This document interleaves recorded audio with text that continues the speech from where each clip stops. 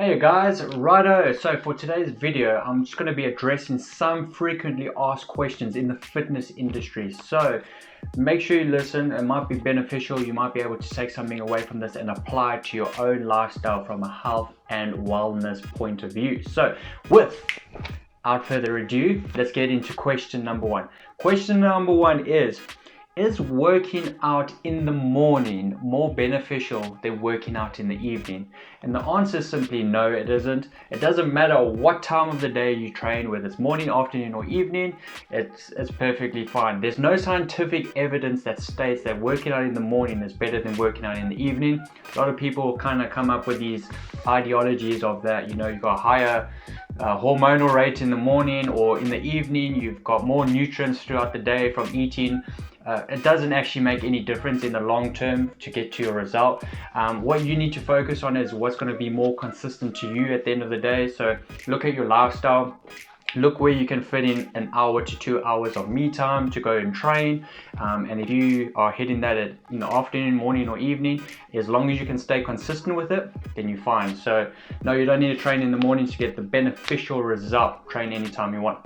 Question number two is, should I approach my session with a plan? Now, very, very important. Yes, you should. Because if you think about it this way, every point has a starting point and has an end point. You got A to B. So obviously we all know what our A is. Our A is we get motivated, we want to lose weight, we want to feel great, all these type of things, but we don't know how to get there. This is where the plan comes into effect. You need to identify what exercises you're going to be doing to get to your plan. You need to identify what nutrition protocol you're going to be following to get to your end result, and you need to obviously find out what best suits your body from your lifestyle point of view. So yes, having a plan is very, very important. Question number three is, do you need to work out every single day in order to lose weight? And your answer is no. In fact, I advise it. Don't be working out every single day unless you are walking or jogging.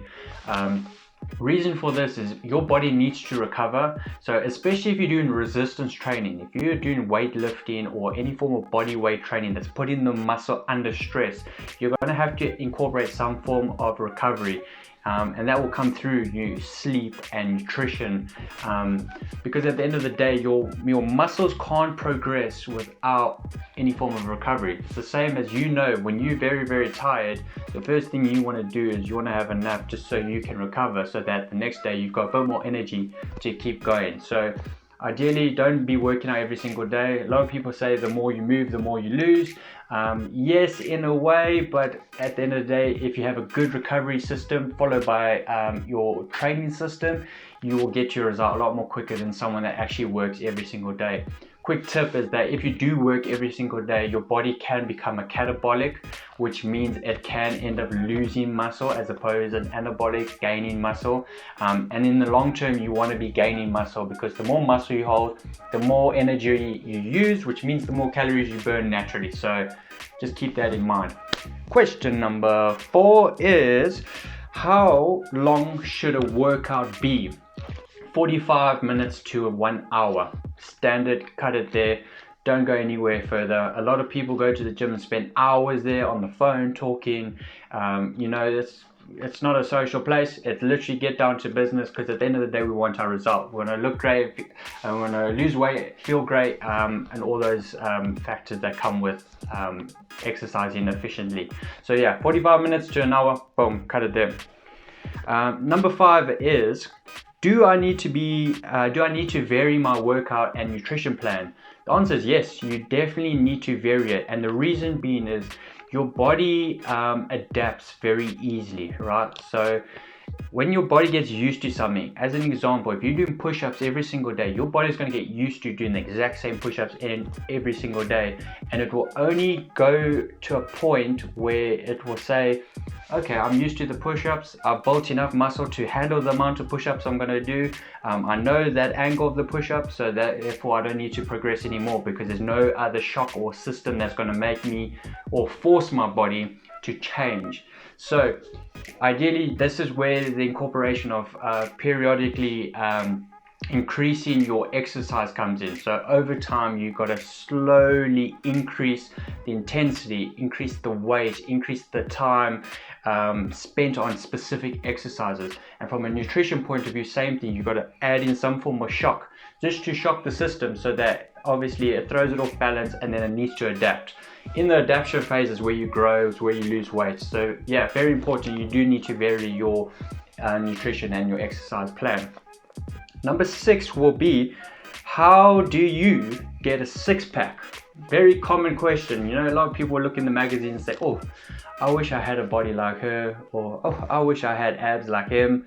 Now, simply getting a six-pack doesn't mean you have to go out and do 100 sit-ups every single day. That's not how you get a six-pack. At the end of the day, it comes down to your nutrition. You have to put yourself in a calorie deficit to lose enough body fat in order to show a six-pack. So now a lot of people don't really want a six-pack, you know, in the modern era. It's more of a younger thing for people to show off. But if you're a person who's just looking for overall health, six-pack shouldn't be your issue. You should be worrying about obviously longevity, healthier skin, healthier nails, and just feeling better from a mental point of view. So don't let a six-pack worry you. Honestly, it's overrated. I promise you, it's overrated. Question number 7 will be, how do I build muscle? Simple. Muscle gets built through resistance training. So you ideally want to be breaking down the muscle group in any form of, like I said, resistance training. That can be a form of weights, it can be a form of body weight, or strenuous high intensity activity. So the way muscle works is your muscle fiber is basically bound together. When you come and do a bit of weight training, you're forcing the muscle to contract to the point where it actually tears. So when it tears, the body needs to recover itself. So when it recovers itself through its nutrition, the brain will say, hey, I don't like being in pain, I don't like getting broken down, therefore I'm going to make myself a little bit stronger, so next time when I do the exact same exercise, it's going to be a lot harder for you to break me down. And that's in the basic terms how muscle gets built up over time. Ideally, you need to incorporate a high protein diet to build muscle, because protein is the building blocks of muscle. So without a high protein diet, your muscle is literally going to stay stagnant and it's not going to grow. So you can do as many hours in the gym, you can be doing as lifting as heavy as you possibly can, working out as hard as you can, but without the sufficient amount of protein, you are not going to be able to build that muscle that you truly desire. Next question is, what is the best way to help sore muscles? So sore muscles is what we call DOMS, which is the delayed onset muscle syndrome. So this happens, we've all been there when you've had your first workout and the next day you can't basically walk. So what you need to be doing, again, it comes down to having a high protein diet, so we can aid in the recovery. You obviously want to be getting good nutrient-based foods, vegetables, fruits, nuts, so that also aids in the healing process of cells within the body.